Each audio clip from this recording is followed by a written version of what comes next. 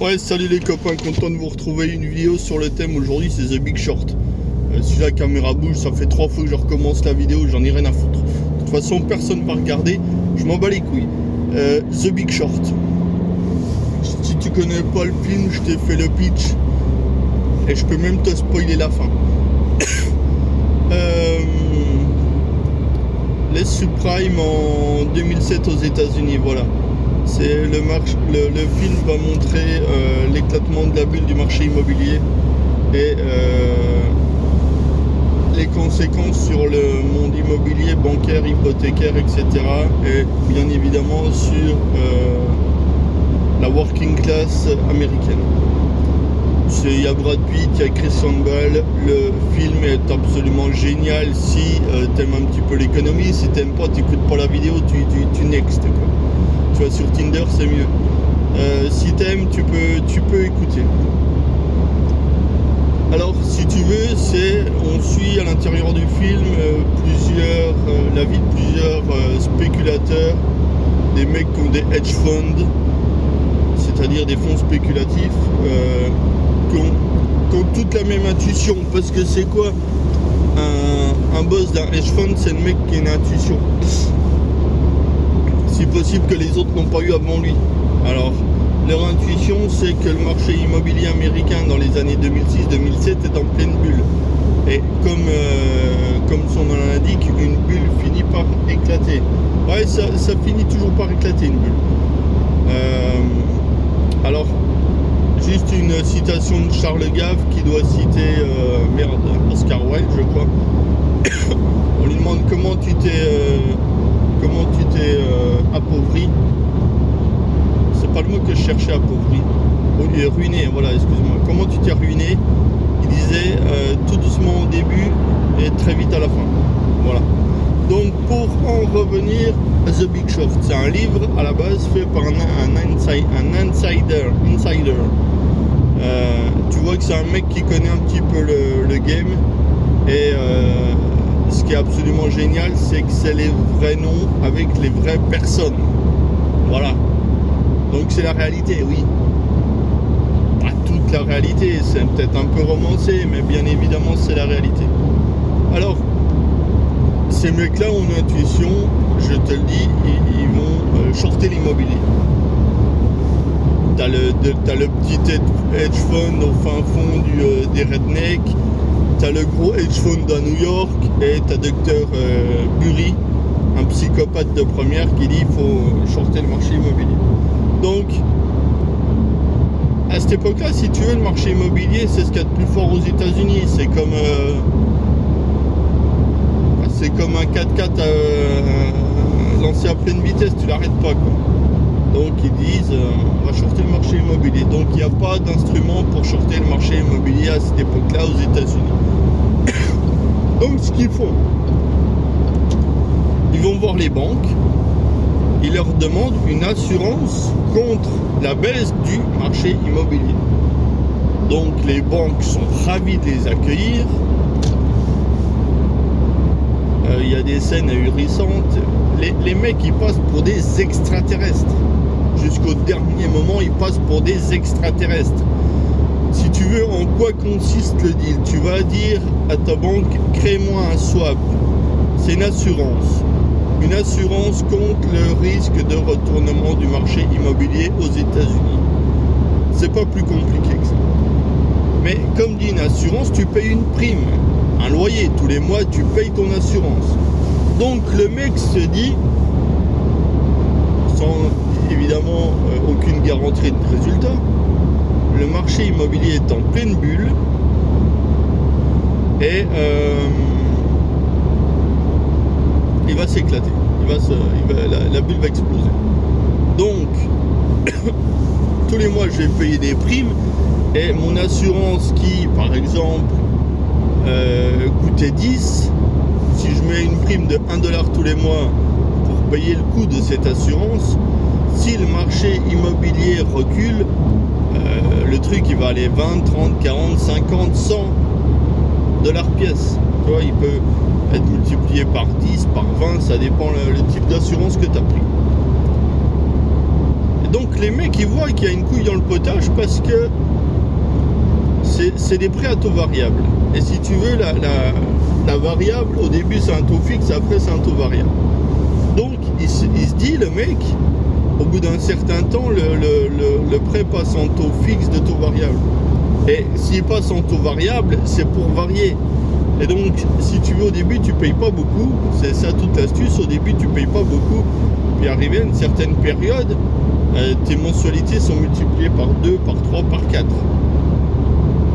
Et c'est là que ça va coincer. Mais le mec, il est sûr de lui. Mais personne... Être sûr d'avoir tout seul... avoir raison tout seul trop tôt, déjà, c'est avoir perdu. Et quand tout le monde est contre toi, c'est chaud, il faut avoir des burnes.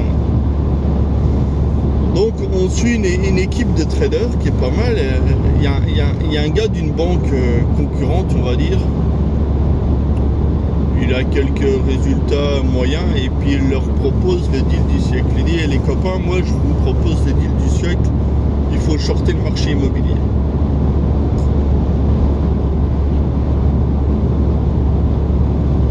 Et les mecs, ils sont 4-5 traders dans la salle, ils se regardent et ils comprennent pas pourquoi un mec entre guillemets concurrent viendrait leur donner le deal du siècle sur un plateau. Il dit, je suis pas un philanthrope, si ça marche, je vais me faire putain des couilles en or. Moi, je vais pas shorter le marché immobilier, sauf que mes résultats vont tellement exploser et je vais attraper un bonus. Ça va me garantir les 50 prochaines années de vie très confortable. Et les mecs, ils sont parano parce que pourquoi ils viendraient nous dire ça? Même, puis à un moment donné, il y a un mec, le matheux de la bande, le plus fou, il leur dit, mais comment tu nous encules? Parce que on est à Wall Street, tout le monde encule tout le monde. Ah, c'est la LGBT si tu veux. Il n'y a pas d'enculade. Je prends de l'argent, vous prenez de l'argent. Si ça marche, je me fais des couilles en or, et vous vous faites des couilles en or, vous en... Moi, je vends l'assurance, je me fais des couilles en or là-dedans. Et vous, vous prenez les pions de l'assurance, les plus-values de l'assurance, si tu veux. Ah, ils commencent à cogiter, les mecs. C'est un monde de requins.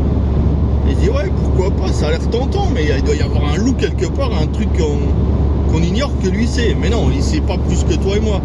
Enfin, que le groupe de traders est lui-même. Mais ils sont tous parano dans ce truc. Et alors, ils cherchent, et puis c'est pas compliqué. Il n'y a pas 36 façons de savoir si le marché de l'immobilier est en pleine forme. Il faut s'adresser à ceux qui vendent des maisons et des appartements et tout ça.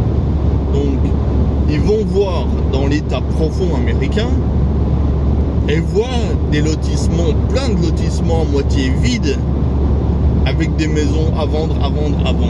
Des gens qui ont perdu leur emploi, des gens dont les traites augmentent et ils ne peuvent pas payer davantage, etc. Donc, physiquement, le marché de l'immobilier à cette époque-là aux États-Unis, physiquement, se pète la gueule. Enfin, s'il se pète pas la gueule, non, parce qu'au début, il se pète pas la gueule, au début, il se fige. Il se gèle, il se passe plus rien. L'acheteur sait qu'il a le temps devant lui, et le vendeur dit, je vais pas vendre à ce prix-là.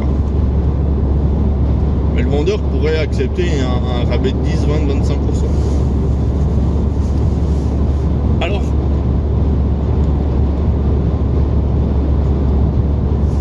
donc première alerte, et ça clignote rouge sévère, quoi. Il y a le flash là, t'as pris tes 4 points de suspension de permis là. Ensuite, ils vont à Las Vegas parce qu'il y a la convention annuelle des agents immobiliers, enfin bref. Ils vont dans une boîte de strip. Et la stripteaseuse, elle fait une danse, et le mec lui pose des questions, lui dit arrête de danser, j'ai 2-3 questions, il dit je suis obligé de danser, je suis surveillé. Et la stripteaseuse, elle a 3-4 emprunts. Elle a 2-3 maisons, 3-4 emprunts. Enfin bref, si c'est peut-être 6 maisons, 10 emprunts. Enfin bref, elle a des emprunts sur des emprunts. Et ils interrogent deux jeunes cadres dynamiques qui sont dans l'immobilier. Ils disent mais comment vous faites quand il y a un emprunt? Comment vous mesurez le risque? Ils disent c'est pas compliqué. On remplit un dossier le vendredi à 17h et le lundi il est validé. Et il dit mais comment vous... Il dit moi mes clients ne savent pas lire, c'est des étrangers, ils savent pas lire. Donc on leur donne une maison, ils sont contents. Et moi dans ma boîte on a inventé des prêts ninja. Le prêt ninja si tu veux c'est no job no income. Pas de travail, pas de revenu. Et les mecs ils hallucinent. Et les agents immobiliers ils disent ça parce qu'ils sont en confiance, c'est des mecs de Morgan Stanley, tu vois, c'est des mecs qui pèsent un peu. Donc ils déballent tout le sac.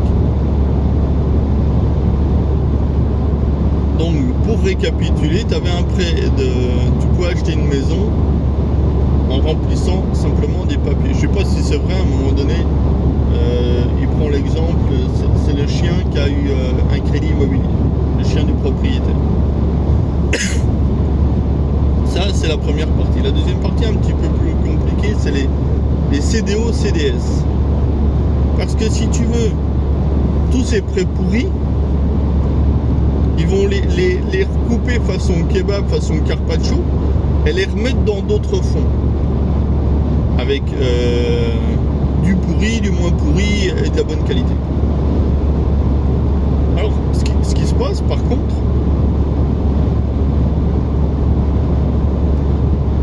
c'est que tous ces fonds,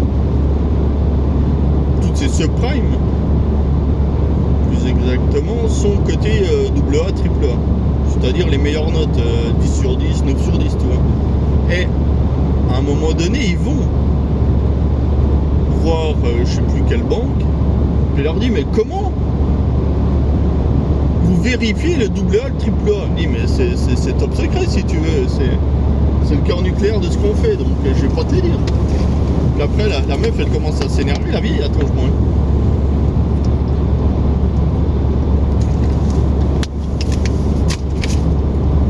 Et elle lâche le morceau, elle dit mais de toute façon, c'est les banques qui nous payent. On travaille avec eux. Et si on met pas AA ou AAA, bah ils vont voir ailleurs, ils vont voir Moody's, qui est à 100 mètres d'ici. Donc pour conserver notre client, nous on doit truquer les notes, les notations. Donc si tu veux, ce qu'il faut bien comprendre, c'est que tu avais du subprime tout pourri, un peu moins pourri et de bonne qualité. Mais de bonne qualité, c'était une escroquerie aussi. Et dans la pyramide, si même le sommet de la pyramide est pourri, tout est pourri. Et à un moment donné, il y avait deux jeunes du trou du cul des États-Unis qui voulaient pareil shorter le marché et puis personne ne voulait leur prêter parce qu'ils étaient trop petits, ils pesaient à peine 100 millions de dollars je crois. Ils se disent on va faire un truc que personne n'a fait, on va shorter les WB. Mais WB si tu veux c'est des trucs à peu près de bonne qualité. Puis ils partent du principe que il n'y a pas de contrôle, il n'y a rien, c'est triple B, triple machin ou double A, je sais plus, ils voulaient shorter des trucs d'à peu près bonne qualité. C'était le seul truc qu'ils pouvaient shorter. Donc ils vont voir les banques et les banques, pareil, vous nous faites un swap, donc vous nous faites un crédit juridique, un truc, un papier que tout le monde signe. Et si le marché de l'immobilier se retourne, j'encaisse, le coût de mon assurance va s'envoler. Et c'est très pratique pour moi parce que j'en ai plus. Si le marché stagne, eh ben, tous les mois tu vas payer une assurance et puis au bout d'un moment, soit tu es à court de liquidité, soit tu sors de la position. Et je crois qu'il y avait une clause dans le contrat, si le marché de l'immobilier montait encore,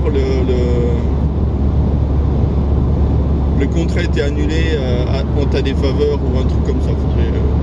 Je me rappelle plus exactement, mais le truc pouvait valoir zéro. Il y avait une opportunité, un cas où il pouvait valoir, ton contrat pouvait valoir zéro.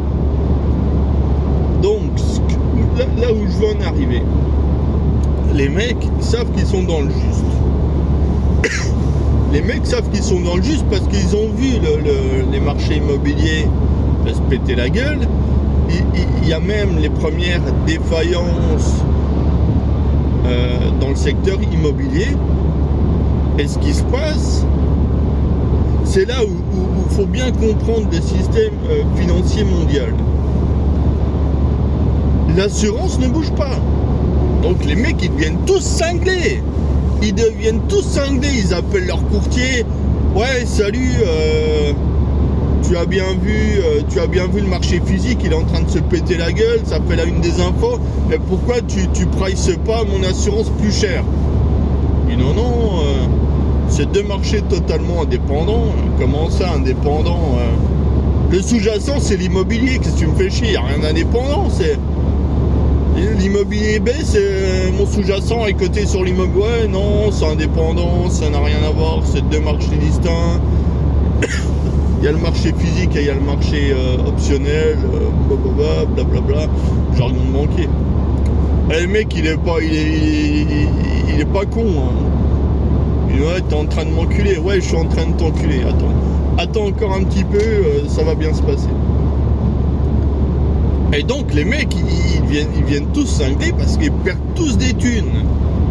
Ils sont tous en moins-value latente. Et le mec, Sion Capital, je sais pas si ouais, Sion Capital, à un moment donné, il a moins 39%. Tous ses clients pètent un câble. Et puis à un moment, il envoie un mail à tous ses clients dire il est interdit jusqu'à preuve du contraire, enfin jusqu'à ce que j'ai raison en gros, ce qui dit que le marché immobilier est frauduleux. Ah, il explique pourquoi, il explique qu'on short le marché immobilier et l'immobilier se pète la gueule et notre assurance ne monte pas. Donc il dit c'est une fraude, donc il dit on bloque les retraits d'argent parce qu'il sait très bien que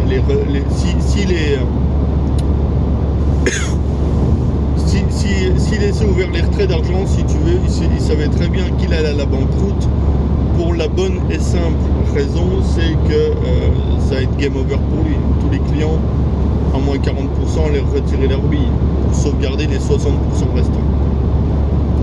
Voilà. Donc, et si tu veux, c'est son patron techniquement, et il dit à son patron, regarde dans le contrat, j'ai les mains libres de faire ce que je veux.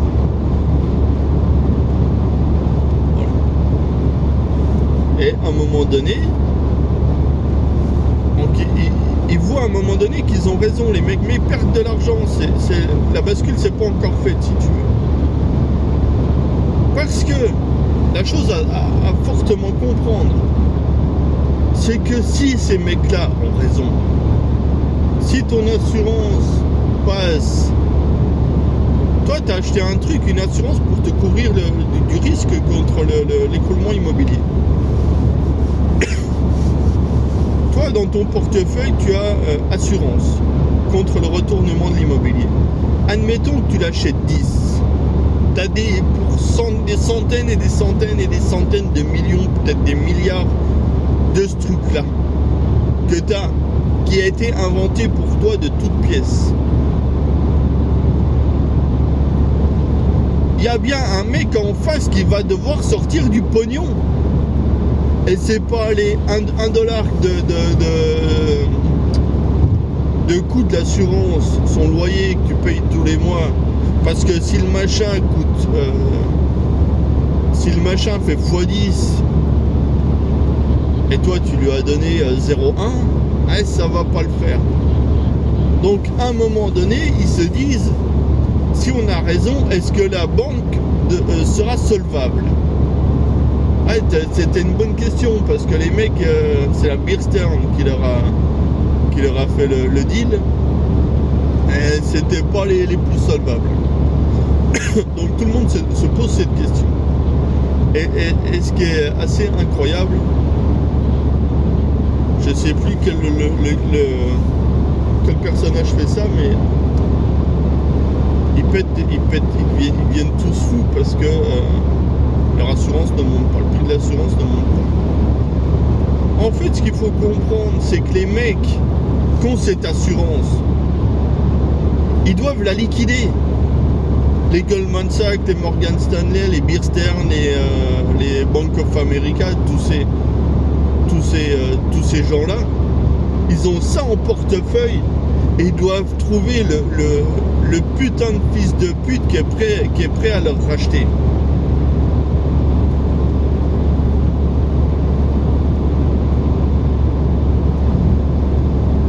Comme ça, ils n'auront pas à sortir le pognon de leur caisse.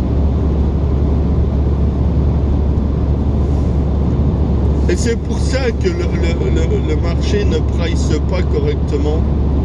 Il y a un truc qui ne va pas dans mon raisonnement.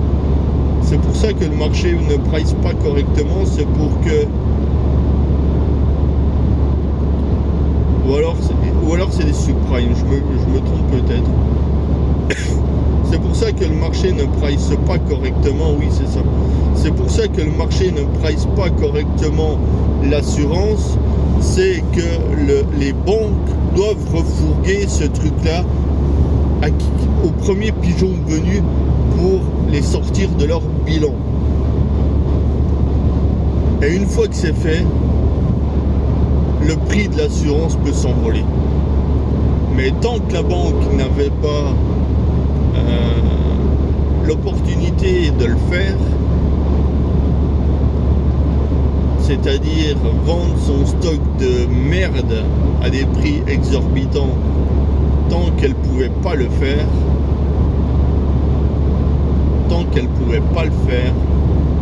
elle pouvait pas pricer au juste prix des trucs. Voilà.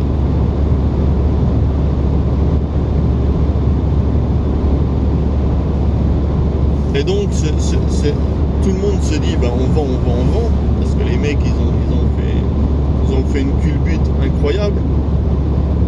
Et il y a un dernier fonds qui se dit non, attends, on va leur faire mal, on va les saigner. Il y a l'autre trader là, qui dit ouais, t'es gentil, si on les fait mal et s'ils saignent, peut-être qu'ils vont mourir, tu vois. C'est comme quand tu tortures un mec. Pour qu'il parle, il faut qu'il soit vivant. Sinon, c'est difficile de le faire parler. Voilà. Et là, il joue vraiment à pile ou face parce que si la banque déposait, eux, leur option valait zéro. Enfin, leur assurance valait zéro.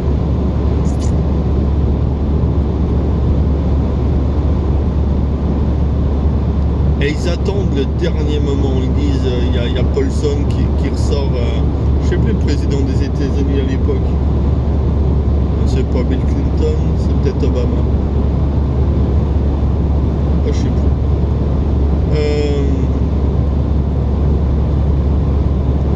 Donc ils attendent le dernier moment du dernier moment. Ils savent que la Fed va intervenir pour sauver les banques. Et les mecs, ils vendent à ce moment-là, c'est-à-dire ils vendent au plus haut absolu, parce que c'est eux qui font le marché un petit peu, si tu veux. Ils connaissent, ils sentent le marché. Parce que ce qui était bizarre, c'est qu'au début, personne voulait évidemment leur vendre les assurances. Puis à un moment donné, ils reçoivent des coups de fil des banques. Ils disent ouais, est-ce que ton assurance tu voudrais la revendre? Hein? Tu me proposes de racheter mon assurance? Ouais. Mais pourquoi? Comme ça. Donc il se dit, si le banquier me propose de racheter mon assurance, c'est que... Ah, c'est qu'il y a un loup, puis le loup, c'est un loup puissance 10. Donc ils attendent. Sion Capital fait 489% de plus-value sur l'année, x4. Et ce qui est fabuleux, c'est que dans l'humain, le gérant il envoie un mail à ses plus gros clients, à ses clients, et leur dit comme convenu, après la vente de cette position, vous avez gagné 180 millions d'euros. Personne ne les remerciera jamais. Personne ne les remerciera jamais. Personne ne le remerciera jamais. Le mec, il a fait le deal du siècle, le deal de sa vie. Il a empoché une plus-value de bâtard qui lui assure les 300 prochaines années au chaud. Et ils ont pourri ce mec-là et jamais ils vont le remercier. Donc en gros, la conclusion, c'est que la banque fait ce qu'elle veut. La banque tient le marché, donc la banque fait ce qu'elle veut. Quand je dis la banque, Morgan Stanley, Goldman Sachs, Vanguard, tous les plus gros, ils font ce qu'ils veulent. C'est eux qui dirigent le marché, c'est eux qui ont les règles du marché. Tu peux jouer contre eux, il n'y a pas de problème. 9 fois sur 10, ils gagnent. Mais tu vois très bien, ils vont pas pricer le truc à leur juste valeur parce que ça les arrange pas. Et ils le font. Et quand ils le font, c'est parce qu'ils l'ont décidé et que ça les arrangeait. Donc même si tu paries contre eux, soit ils vont te laminer, soit ils vont te donner raison après. Voilà. Donc si vous connaissez pas ce film, c'est The Big Short, il faut absolument le regarder. Le casting est fabuleux, les noms sont fabuleux, et c'est des vraies personnes, des vraies personnalités, et c'est assez incroyable. Voilà. Allez, bonne semaine de merde les copains.